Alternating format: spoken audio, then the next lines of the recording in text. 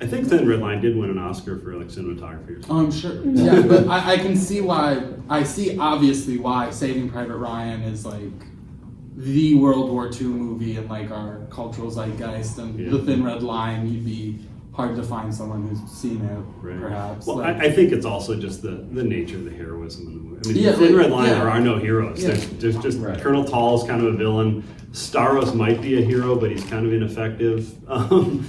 John Cusack might be a hero. Bell might be a hero, but not really. Whereas in Saving Private Ryan, this is the band of, they even knocked off movies, Band of Brothers and the other things that are based on Saving Private Ryan. Like, hey, this worked. Kylie. I wasn't alive in the 90s, so I can't speak to this being super accurate. My assessment of both like the casts was that Saving Private Ryan has a lot more people who are famous now and have lots more notable claim now, but The Thin Red Line had people like John Travolta, and George Clooney had people who were already famous in it. So well, George Clooney would have been just starting out. Yeah, he was pretty. I mean, he had ER behind him. Yes. So I mean, he was famous for that. But to me, it just seemed like, oh, this is a movie that they packed full of people who were already famous, and this is one where Yeah, that's also what I got was Thin Red Line. I noticed, I knew a lot of people in Thin Red Line, and there's a lot of people in Thin Red Line who I'm like, I know you're someone pretty famous, but I don't recognize you. I don't think you've been in stuff in a while. Like Sean Penn, I don't think he was super famous. Yeah, I mean, I'm like, oh, I know you. You were famous at a time. You've kind of fallen off. Because then I googled him after you mentioned him. He's like, oh, I do know that. And then I was like, oh yeah, he hasn't been in stuff in a while. Well, he's like very selective now about like what. Well, and he really rides really hard for Woody Allen, which makes people not want to work with him, I think. Why not? Wyatt. Yeah, I didn't recognize anybody except for Woody Harrelson, which was a problem because every time I saw him, the Cheers theme song came on. Okay, I was just gonna ask, which Woody Harrelson? Are you like thinking of Zombieland, or are you thinking? I'm thinking of Zombieland. I'm thinking of Hunger Games. Oh, okay, Hunger Games. Or Hunger Games is a little bit, but I'm thinking of Zombieland Woody Harrelson. I'm thinking of comedy, like comedy performance Woody Harrelson. I mean, What's he in Hunger Name Games? it, John. Oh my gosh, so sexy. He has a wig on the entire time, which never. What are you talking about? Yeah. He's the In the old Hunger dude from Games? Games. Oh, okay. Like, Yeah. I'm sorry. No, it's just The John. I believe. Yeah, he has a wig on the entire time, and nobody thinks it's a wig. But I mean, like Nick Nolte, Colonel Tall, was in fact might have been the biggest star in the Thin Red Line, but he's at the end of his career. And I don't recognize him at all, really. he had some really good movies, and he was a big name for a little while there in the 80s and 90s. Well, and obviously with Saving Private Ryan, Tom Hanks and Matt Damon are two of the most famous actors, like even today. Right. And Matt Damon, that's I'm guessing one of his first films, like if not his first big film. No, it's what was the one with Robin Williams and the Oh yeah, Good Will Hunting. But, Good Will Hunting.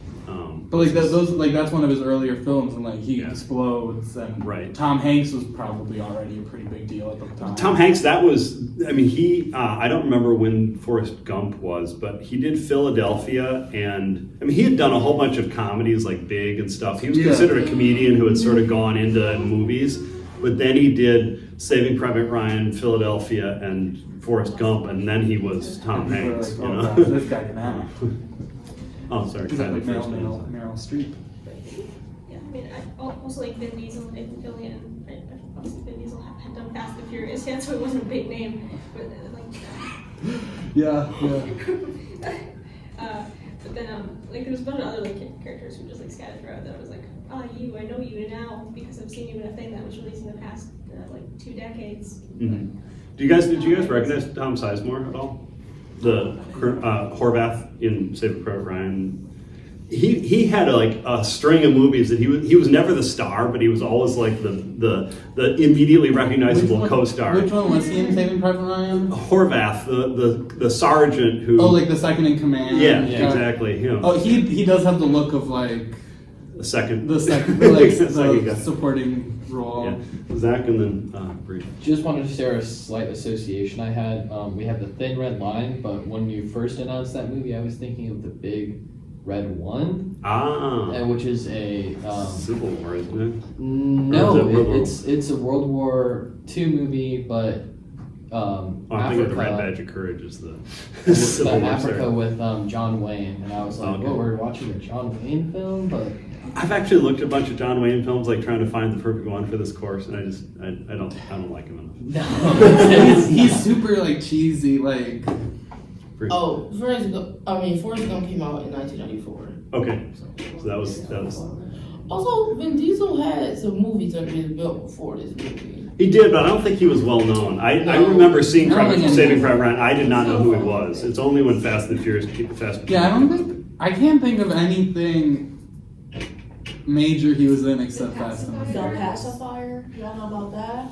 Oh my Is god. that about He was a babies? babysitter. Oh my god, His right. life are like Nazi children. It's crazy. Nazi? One plays a Nazi in Sound of Music. Not Nazi. Oh. Children. I don't know what it is. It's All right. crazy.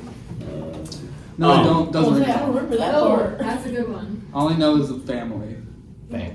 All right, Somebody let say me ask you guys. I got some lecturing to do, but how many of you had a chance to read the anonymous handout? I should have given you a trigger warning. It's Yeah. filled with rape. But any thoughts on that? I read it. I was at Tractor Supply and I went, oh, I should text some people. Yeah, sorry, I totally forgot on Friday. I didn't realize we were reading it for today on Friday, so I didn't say anything. But yeah, trigger warning. I read The Observer first. So you knew what you were getting into. It's very- Okay. I also read the Observer first and then was like, oh, I wonder when that's gonna happen. I really loved it though. I feel like I just like the writing style a lot. Mhm. I feel like her tone was just very dry of like, yeah, it's all shit, what are you gonna do? Which is like... Well, do you think that was because she was a journalist and she had this journalistic writing style, or do you think it was because she was totally suppressing everything, or do you think it was that that's actually her personality and she's just like, it is what it is and I'm just moving on? I think it probably has to do with like a mix of that she is kind of suppressing everything because it's like just too much for her to deal with when she needs to also be like really focused on just surviving, but then also some of it is like her journalist like background kind of helping her to like smooth that out even more. Well, even like, I agree that it's probably a little bit of both. Like, she's doing what she needs to do to survive, and the journalistic part comes in where it's like, okay, I have to recount every single thing that happened so that I can describe this in the best way that I can for people who might see it in the future. So I think that kind of helps her get this through. I think there's one other thing, which is a cultural thing, is that I think if she had written it with, for lack of a better word, purple prose, like really charged, emotional, she would have been dismissed as a hysterical woman, and because this book was not accepted. I mean, that Observer article gives you a hint. She kept her name hidden for decades because she knew that there was going to be a horrible backlash against this, and I think she was in part trying to just say, I'm being totally rational and unemotional here. This is not me blowing something up into something it's not. This is me just describing what happened. This is the facts, and you can make of it what you want to, but this is just the facts. And so she adopted a writing style to sort of say, I'm not some emotional female who's turning unwanted touching into something it wasn't. This is serious, right? Listen. She also, I think, describes like the widow being like terrified all the time. It's almost like a way of contrasting with like her being like kind of stoic and like not making a big deal of anything. To like, I think in part because that might have been a little bit of what it was, but then also I think to kind of say that again, like she's not the hysterical woman. Like, this is how, like, she doesn't say that the widow's hysterical, but it's like a hysterical woman would be acting more like this, probably way worse than that, but it's like she's pretty much the calmest woman in the room, and so like she can't be the hysterical woman then. Okay. Just remind me, I don't think this play was now particularly well remembered or liked particularly, but because I don't think it was consider one of his best works, but I know Euripides has the Trojan Woman. Oh. That I've read a bit of, I haven't finished it. It's hard to read that like Medea. But it reminded me of that, and just like kind of that idea of like this woman like behind the walls of the siege, and then once it's over, it's horror for them. Yeah. Why was this book so embarrassing for? I mean, why is it so shameful? I mean, why did she kept her name anonymous for decades? Because this book was not welcome in German society after World War II. Why do you think that is? I kind of have two hypotheses. One is like from a sexual purity standpoint, like she is sleeping with not just men, but like enemy men for protection against being raped by enemy men. Yeah. And so it's like she's kind of falling more on the like whore side of the saint-whore dichotomy, because like that's kind of her only option, because if she doesn't, then it's like she's just going to get raped all the time. And so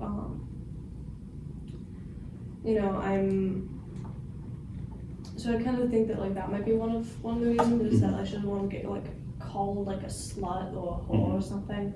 I think the other reason is that like the people she was sleeping with and also like talking with and connecting with were enemy soldiers, and like that could be seen, especially like I don't know like how strong like fascist beliefs were when she published it, but like that could be seen as like a betrayal of like the nation's honor, which I feel like by like fascists in particular would get really mad about that. Any other thoughts on why she? I think you're correct, but I think there's even more to it than that. I mean, to me, it seems like it's a very recent development in like ideas surrounding rape, and it's not the woman's fault. That it's something that it's not what she wore, it's not what like she did that like this happened to her. So I mean, I don't know what thoughts about this exactly were in the 40s when she published, but people probably would be like, oh, that's your fault. Well, I don't know if it was mentioned in the Observer article, but or actually it's in her memoir. She wrote this right after the war. I mean, like right after this happened, and she showed her fiance was in the army and came back and immediately dumped her when he read this because she was damaged goods. But I would also, I mean, one of the interesting things about this is that she portrays German men as impotent and weak. They can't stop this, right? The Russians get to do whatever they want to. And we're going to see with the Goldstein reading, I think I have you read this, is that rape is a key part of war. It has been there throughout human history, and it has to do with masculinity, and that if you conquer a territory and rape the women, you are basically saying, I have defeated the men so badly they can't stop me from even raping their women. And that's considered sort of the ultimate humiliation for certain visions of masculinity, is you can't stop someone from raping your women, is you failed as a man. And I only had to read part of this, but the rest of the book, she has this guy who comes back from the front, he's injured, and he just sits in the next room while they're being raped, and and he's not doing anything at all. And I think this is a key part of why Germans reacted to this, because her book felt like an utter indictment of German men. You guys failed. All of you failed, right? You're all wimps who couldn't stand up to the Russians. You failed, right? And I don't think that was her intention, but she was describing her experience. But I think that's how German men saw it or interpreted it, and that's why she got dumped by her fiance, but also why she kept her name hidden till after her death, because she did not want to feel all that anger of German men's shame being poured on her as the object of the person who sort of revealed it. But any other thoughts on that? All right, let me end the war. Why not just end the war? Finish. Damn it.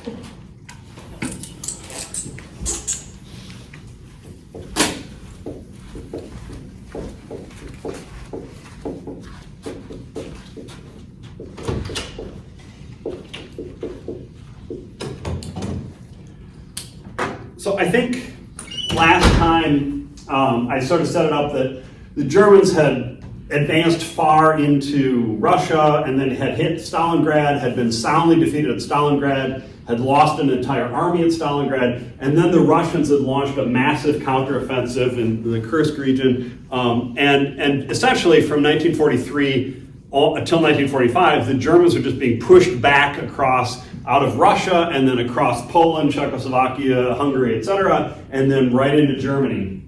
And then on the other, for you guys, the other side of the continent, the Americans and British had first they had conquered North Africa and then tried to push up through Italy, but that had turned out to be very hard. So they did the landing at Normandy in northern France, and then they're pushing across northern France and through Belgium and Holland to Germany. And essentially, by 1945, both the Russians and the Americans had begun to push into Germany proper.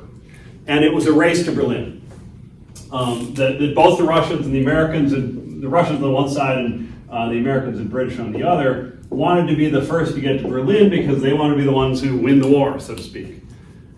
I will also point out that both sides, Stalin and Roosevelt and Churchill, had really realized by April of 1945 that there was probably going to be some sort of conflict between the United States and the Soviet Union after the war.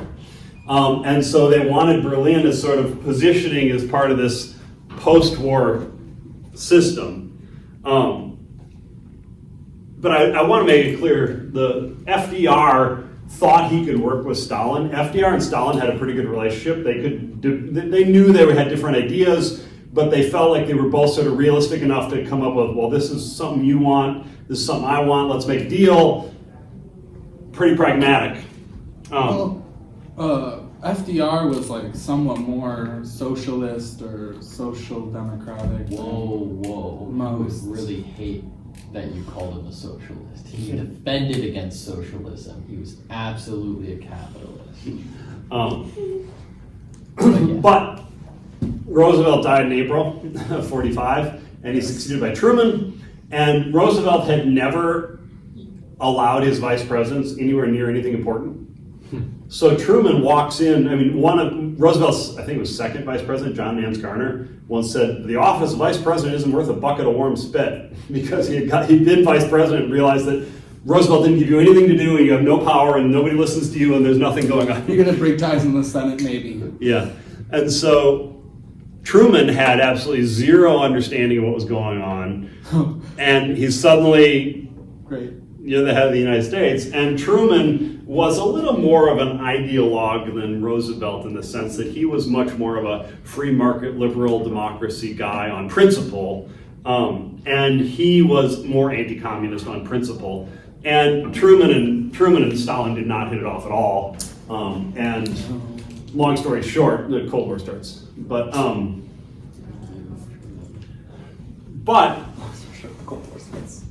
Stalin's not playing this.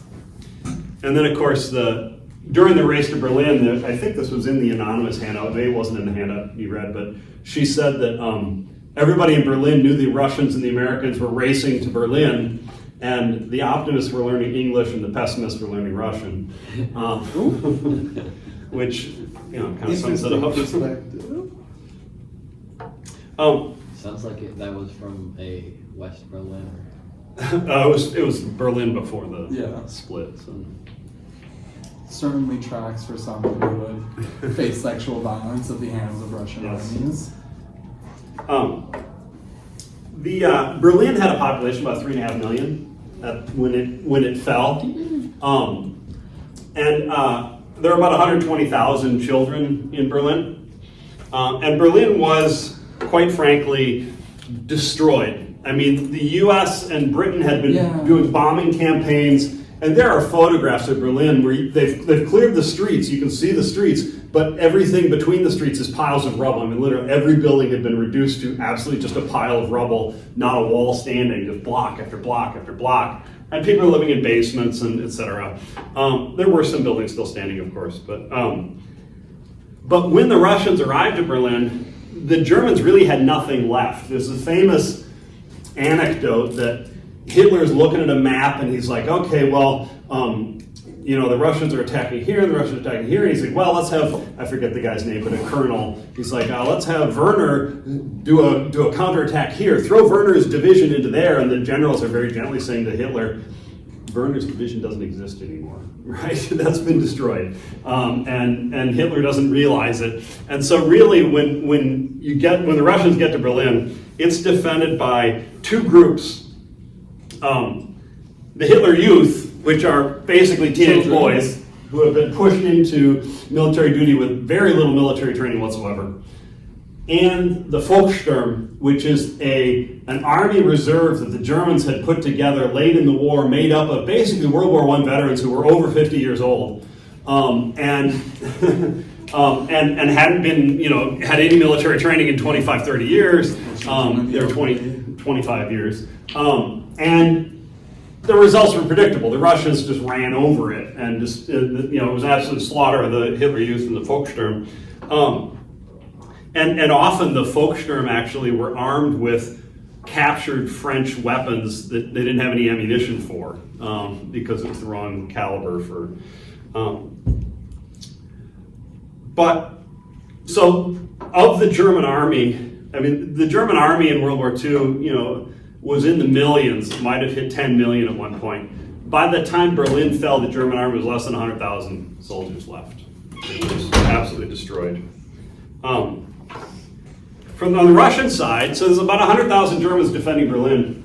On the Russian side, they have 2.5 million soldiers around Berlin, 41,600 cannons, 6,250 tanks, and there's absolutely no way the Germans are going to stop this. And so, by April 20th, 1916, I'm looking at April 16.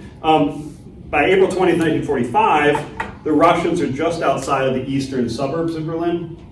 And they would push in on the Saturday the 21st. The center of Berlin came under artillery fire for the first time. And then between April 21st and May 2nd, which is say about 10 days, the Russians dropped 1.8 million artillery shells on the center of Berlin, which should tell you what it was like living there. And the anonymous book makes this clear, but I don't think it was in the part you read, that at this time, the majority of the casualties are women because water supplies are extremely short. The water system has stopped working. There are a few wells that are working, and so women line up the wells to get water because it's just assumed women are going to do that. And the Russians shell them, and all these people in line are just getting killed. And they have to line up for food distributions, and all of this requires women to be standing out in the streets, not in bomb shelters, etc. So women are the majority of the people being hit by the artillery barrages. On April 23rd, the Russians start pushing into the center of Berlin. They also start circling around south of Berlin, and they run into the Americans on April 25th, just south of Berlin. The Americans hadn't gotten to Berlin yet. Hitler commits suicide on April 30th, 1945. Berlin falls on May 1st, and the last fighting stops on May 2nd, 1945. And then the German government would officially surrender on May 8th, 1945. Any questions about that?